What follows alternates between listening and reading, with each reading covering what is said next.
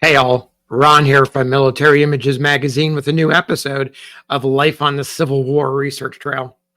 Today, I want to take you to the Dover Hotel in Dover, Tennessee, February 16th, 1862. It's a two-story inn with 8 rooms on the second floor. It's a relatively new building, having been built about 10 years earlier. In recent days, the hotel had been used as headquarters for Brigadier General Gideon J. Pillow, who commanded the Confederate garrison at nearby Fort Donelson. The night before, Pillow had called a council of war at headquarters in the hotel that recommended surrender because the garrison had been trapped, more or less trapped, by Union forces commanded by Brigadier General Ulysses S. Grant. Pillow turned over command and evacuated the forts with about 3,000 troops. The remainder of the Confederates, upwards of 14,000, were left inside the garrison. It fell to the new commander of the garrison, Brigadier General Simon Bolivar Buckner, who is pictured here next to General Grant, to arrange the surrender terms. Buckner had little room to negotiate, as Grant had called for an immediate and unconditional surrender, words that made him a household name across the Union. On that February 16th, Grant rode over to the Dover Hotel to formalize the surrender terms. Both he and Buckner were acquainted with each other. They had been educated at West Point and fought side by side in the Mexican War. Each was fully aware of the other man's abilities. Their pre-war friendship that bound together both of them, Buckner and Grant, remained intact, even though they were on opposite ends of the conflict. That friendship was apparent from the moment they met at hotel headquarters. I want to share 2 versions of the meeting. The first account is from an 1898 book titled Ulysses S. Grant, His Life and Character by Hamlin Garland, an American novelist and poet born in Wisconsin in 1860. He was just a child during the war years. The second account comes from Grant himself from his memoirs. So let's begin with Garland's account. Here we go. Garland begins, on the night of the 15th, within the fort, a strange and passionate drama was being enacted.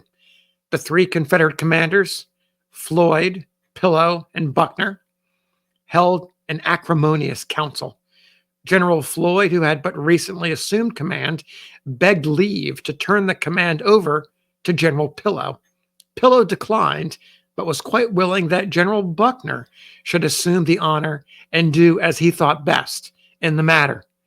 General Buckner was a soldier, a graduate of West Point, and a Mexican War veteran. He did not anticipate hanging, provided he surrendered, and was unwilling to shed the blood of his soldiers needlessly. He regarded the situation as one warranting surrender. He accepted the command and sat down to write a letter to Grant. General Pillow begged to know if he were privileged to depart. Yes, provided you go before the terms of capitulation are agreed upon, was Buckner's curt reply. Floyd seized 2 steamers and escaped with about 3,000 men.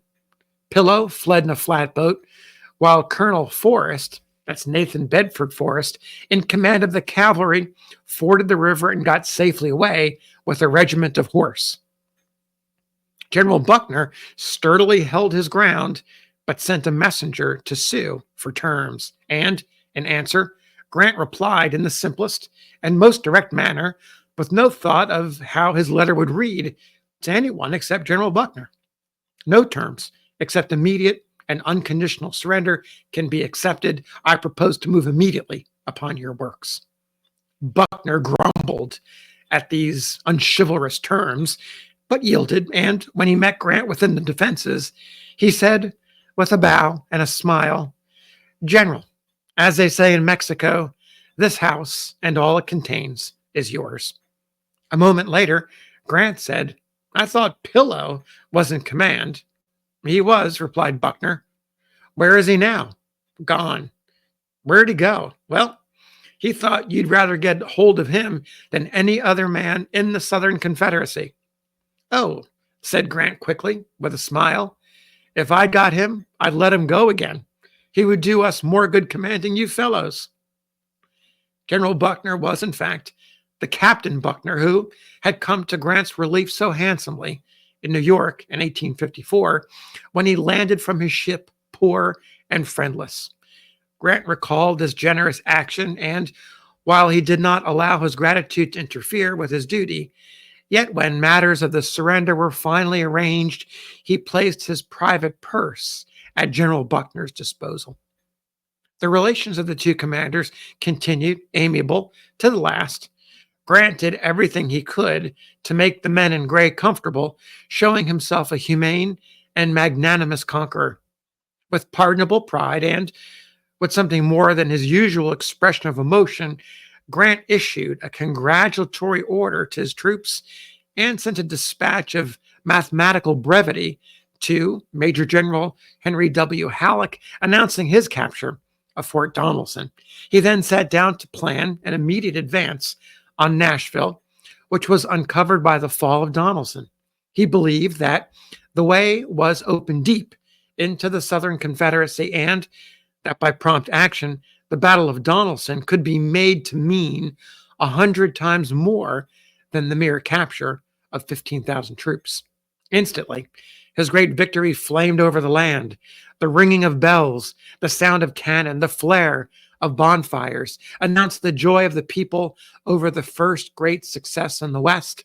Horsemen galloped up the farm lanes with shouts of triumph, and the citizens came together to rejoice, believing that the end of the war had come.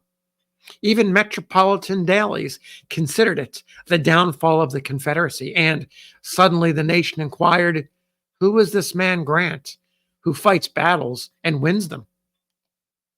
So there you have the version by Hamlin Garland, the novelist and poet. Now, here's the more concise, less poetic, but no less dramatic and powerful by Grant in his memoirs. Grant says, matter of factly, General Buckner, as soon as he had dispatched the first of the above letters, and Grant is referring to some letters that he shared in the narrative prior to this passage, Buckner sent word to his different commanders on the line of rifle pits, notifying them that he had made a proposition looking to the surrender of the garrison, and directing them to notify national troops in their front so that all fighting might be prevented. White flags were stuck at intervals along the line of rifle pits, but none over the fort. As soon as the last letter from Buckner was received, I mounted my horse and rode to Dover. General Wallace, Lew Wallace, I found had preceded me an hour or more. I presume that seeing white flags exposed in his front, he rode up to see what they meant, and, not being fired upon or halted, he kept on until he found himself at the headquarters of General Buckner. I had been at West Point 3 years with Buckner and afterwards served with him in the army, so that we were well acquainted.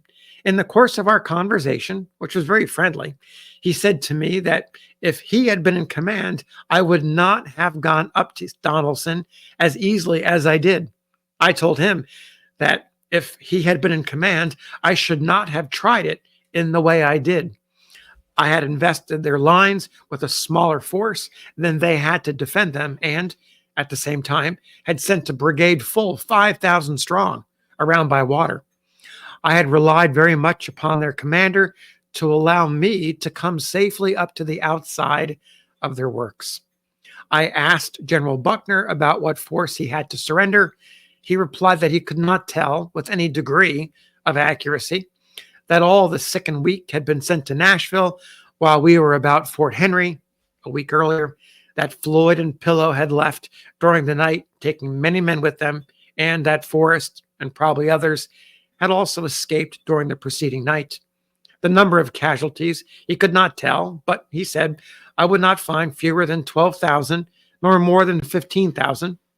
The accepted version nowadays is around 14,000.